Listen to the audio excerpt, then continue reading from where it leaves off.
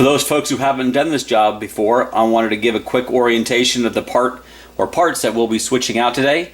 Now, mind you, these are handed. There is a left hand and right hand.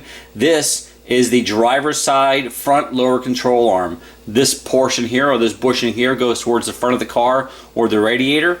This rear bushing and bracket here obviously goes toward the back of the car. This bracket here will fit over the frame. And up here you have the ball joint. It has a protective shipping cover on it. And when you remove that, you can see that it has the protective rubber boot.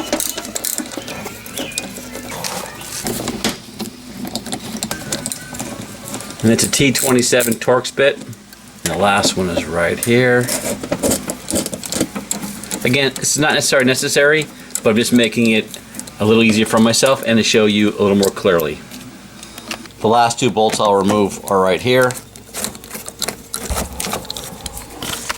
We're looking up at the bottom of the engine block and the air conditioning compressor.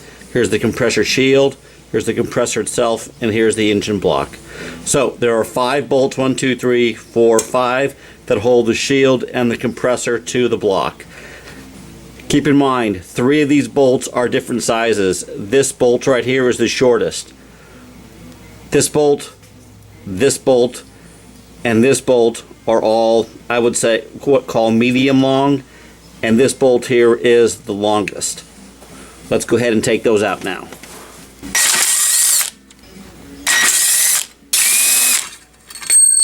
That was the longest bolt. Pull that one out. Pull that one out. Pull that one out.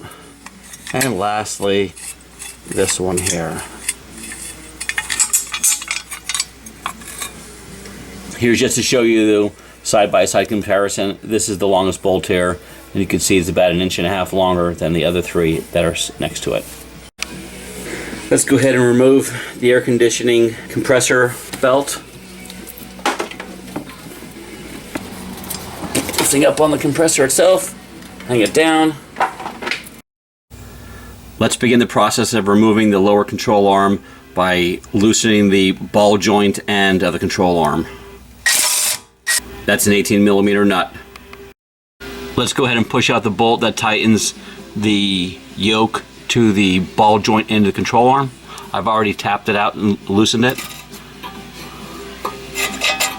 Now we're going to go ahead and attempt to loosen this up a little bit.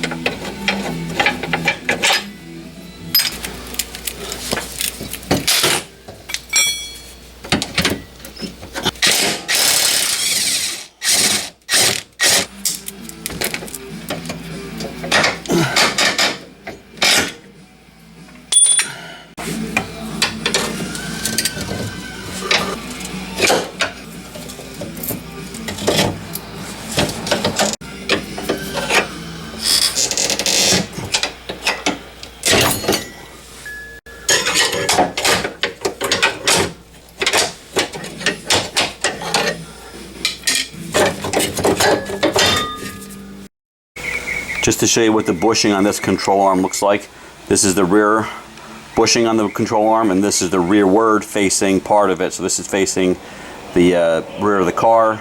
You can see that it's totally shot, split all around here, and should have been changed maybe a few miles ago. This is 187,000 miles on this set of control arms. Let's start the process of reinstalling the passenger side control arm.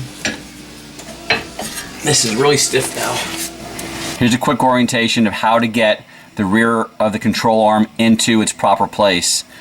Right here is the anti-sway bar, and it connects to the top of the bracket with the control arm. If you don't lift up the anti-sway bar, it's putting too much pressure and the gap is too small to get this flange behind and underneath the sway bar bushing. So what I've done is I've compressed the strut as best I can by putting a floor jack beneath it.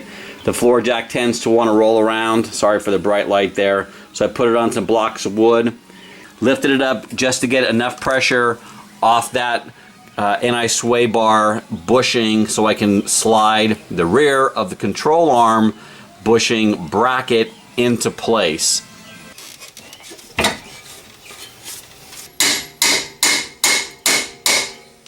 The tricky part now is getting the anti-sway bar bushing bracket in alignment with the 2 holes or 3 holes here. So this takes a little bit of finickiness, and you don't want to do the front one until these are done, so you have the ability to move it around. I think I just popped up through it. I know I did.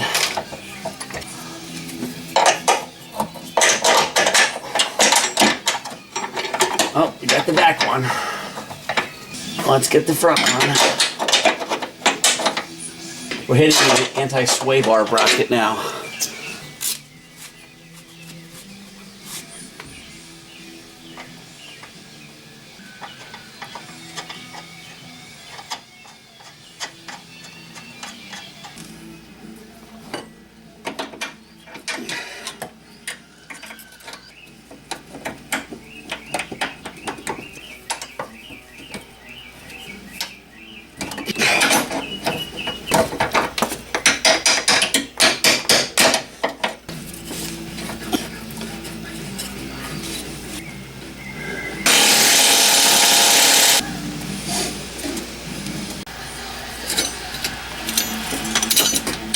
Reattaching the air conditioning compressor using a ratchet and socket because I want to make sure I do not over tighten these bolts.